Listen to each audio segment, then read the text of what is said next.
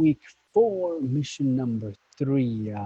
Today we're going to be talking about the social tools to be able to rebuild the biopsychosocial model in around our lives, so that we have the tools necessary to be able to build every sector um, of this issue. And so the first one was the bio, and then the psycho, and now the social aspect. The main tool that I want to be able to talk about is the adverse childhood experience. And so the adverse childhood experiences and the adverse life experience, something that I've realized that is pretty important also to talk about. So first I want to show you something here, and this exemplifies the mechanism that the adverse childhood experiences and how that goes from conception. So at the bottom, you see the birth, and this is the mechanism by which the adverse childhood experiences can influence health and well-being through our lifespan. So at the beginning, we're born. When we are born, there is generational embodiment, meaning that we take on the physiology, some of the psychology, and some of the biology and some of the sociology of our parents. There is also historical trauma. So there is trauma. For instance, we work in a community in Guatemala where there had a massacre occurred there in the 80s, and so the kids still relive this trauma over and over again. And so those are the conditions that kind of you're born into. You did not sign up for it, and this is kind of what we just get. And then so after that, you get the social conditions or the local context, which is super important because in terms of finances, in terms of how people deal with different things, that can definitely make a huge difference. After that, you have the adverse childhood experiences, or something that happens. Then you can have disrupted neural development, um, or there is neural networks that are formed in a specific ways after that trauma, belief patterns, thought patterns, behavior patterns. And so after that, you have social, emotional, and cognitive impairment. Impairment because it's kind of holding you back from, our best versions of ourselves in many ways. And then after that becomes, there's adoption of health risk behaviors, uh, things that put us are at risk, both physical, mental, and psychological risk, and then that entails into a disease, um, and disability and social problems, which ends in on unnecessary suffering or early death.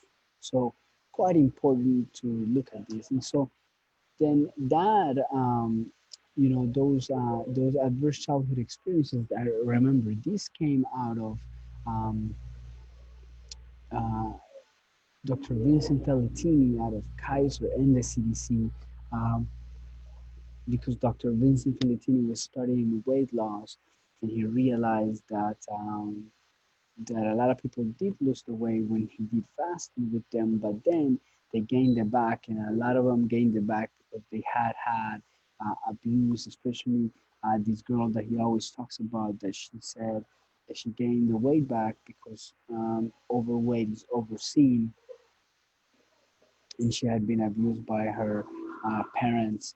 Uh, One of her parents, over many years, so she was trying to avoid any type of intimacy, and this is how she did it. And so, as he went into study more and more and more of their patients, he realized that a lot of them had actually these adverse childhood experiences. And so these are the kind of the three different types of childhood experiences. There's abuse, which is emotional, physical, or sexual. There's household challenges, so like mother was treated violently. There was household substance abuse. There was mental illness in this household. There is a parental separation or divorce, or there was a criminal in the household. A household member was a criminal. And then in terms of neglect, there is emotional neglect and there is physical neglect. Emotional neglect, I'm just going to talk about this. real quick because it's so important because it kind of goes insidious. Emotional neglect is somebody in our family that helped you feel important or special. You felt loved. People in your family looked out for each other and felt close to each other, and your family was a source of strength and support.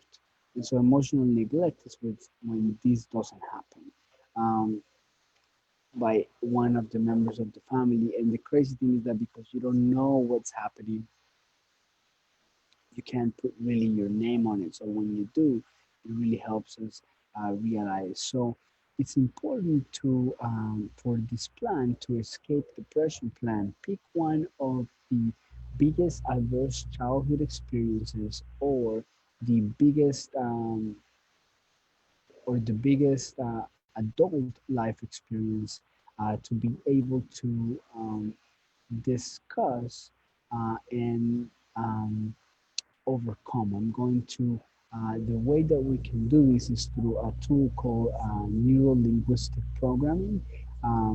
There is also cognitive behavioral therapy, and there is also desensitization therapy. Um, and this is what I want you to pick one so that with the tools that we addressed in the cycle model, we can go into depth and you can kind of grab one of the tools to put the master plan. So you're going to pick one of these. Remember, the adverse childhood experiences can end, they stack up. So every time you have one adverse childhood experience, you can actually increase your chances of getting more chronic diseases and increase mortality at an early age. Um, of course, we're all gonna pass. It's just, is there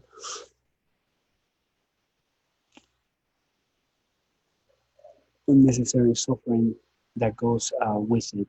Uh, you know, if we're having unnecessary suffering through our life, then is that absolutely necessary that we have to go through that?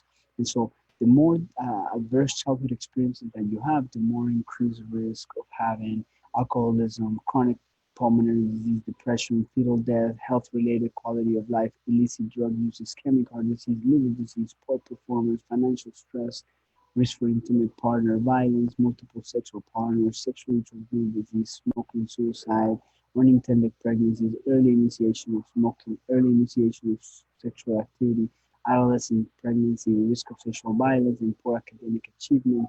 And these are all like results or endpoints from adverse childhood experiences.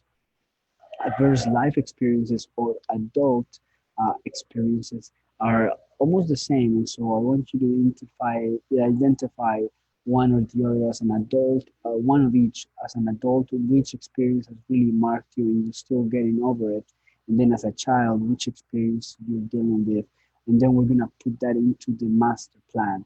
All right, everybody. Great to see everybody. Until next time. See you later. And remember, take it easy.